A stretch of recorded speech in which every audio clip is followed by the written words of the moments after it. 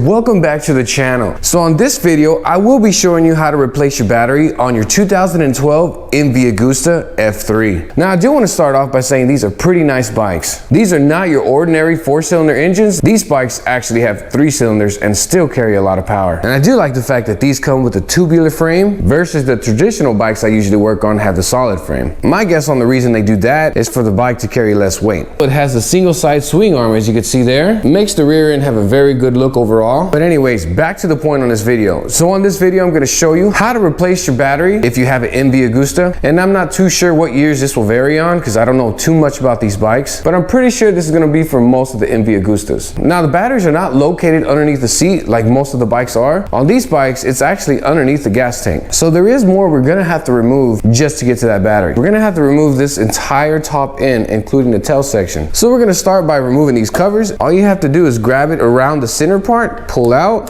and then pull forward, and it comes right out. As you can see there, that's where it's going to pull out from that grommet. And in the front, we got another grommet, as you can see, which sits right in there. And that's why in the rear, you have to pull out and then pull forward for this to come out of the front grommet. Exact same thing on the other side. You're just going to pull out from the back, pull forward, comes right out. And the next thing we're going to do is get started on the seat. For that, you're going to have to open this back piece in order to get this seat out. So you're going to grab your key, unlock the rear, and now we have it open. What we're looking for is pretty much that giant size flathead bolt. Now you could use a flathead to turn it out, but it also comes with a pin that you should be able to turn with your fingers as well. You're gonna turn it counterclockwise, and it should just come out just like that. So it's just one easily turned back, and it comes right out. Okay, so once you get that bolt out, you're gonna put this down slowly. Don't lock it in place, because we're gonna have to open this up again. And now all we have to do is pull the seat forward and pull up.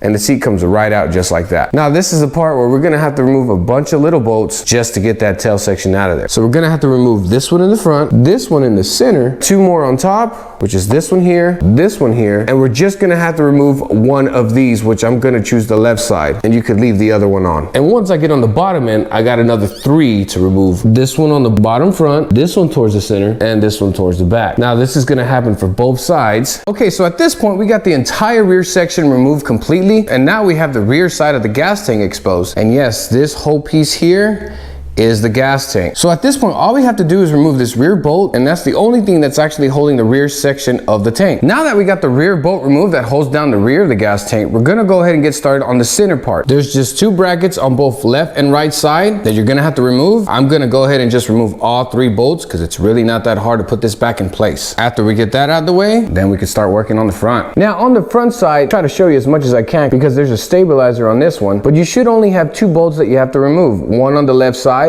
and one on the right side, and it should be as simple as that to remove the front part of the gas tank. But unfortunately for this bike, the bolts that hold this bottom bracket to hold the top part of the stabilizer are stripped out. So in my case, I'm gonna have to remove this entire triple tree just to get to those bottom bolts. But again, you shouldn't have to do that. All you have to remove is those 2 bottom bolts that this bracket covers, and then you can move on forward on starting to remove the gas tank, but we're gonna get into that in a minute. So I actually changed my mind. I'm not gonna remove the entire gas tank because it actually turns out that it wasn't necessary to actually take it off. As you can see, I put some wood here just to hold the gas tank up, but if you decide to do this, just be careful that this gas tank doesn't wiggle on you, falls over. But if you did needed to remove your gas tank for some reason, all you're gonna have to do is just remove this bottom gas line here. And the way that one removes, it's just like all the other bikes where you push in both sides of the clips and it pulls right out. And if you were to follow the line all the way up, it would be the line that's actually connected to your fuel tank, not the line that's connected to your air box. Then after doing that, on the right side is your harness. If you follow that line, as you can see there, that's the clip that goes on your fuel pump. All you have to do is pull up on this clip here, and this piece will come right out. And then after that, just simply grab your gas tank,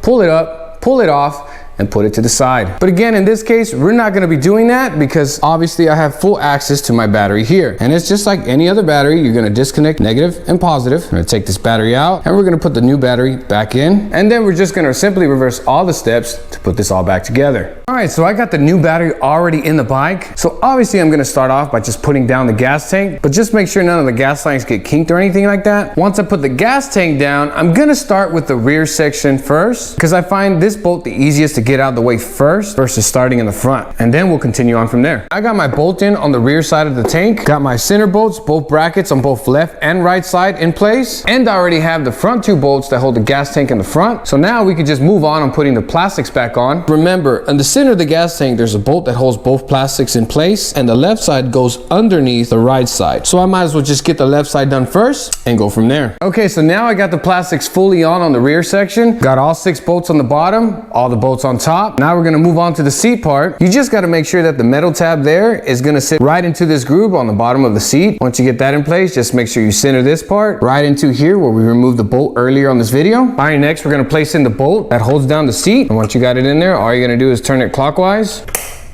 and you'll hear it snap, and that's it. Lastly, we just got the 2 trim pieces on both on left side of the tank, and we're gonna put the front on first by simply sliding this part into the grommet and just push it back until it doesn't go back anymore. And then we're simply just gonna pop in the back side. Just like that. We're gonna do the exact same thing on the right side. Put it in the grommet first, push back as much as you can, and then just push in.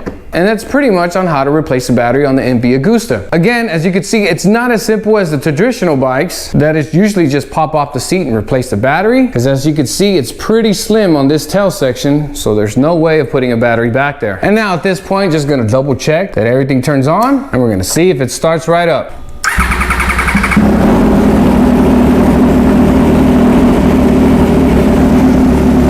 So that's gonna be an end to this video, guys. Really hoping this helps a lot of people out there. And it's really not that hard as long as you know step by step on how to take the parts off and put them back on. So like always, guys, if you haven't subscribed already, please feel free to do so to help out the channel grow, to continue making videos like this to show and help others. And also hit that like button if you like what you see. And like always, God bless you guys. And don't forget that God loves every single one of y'all. Hope you have an amazing day, and I'll see y'all on the next video.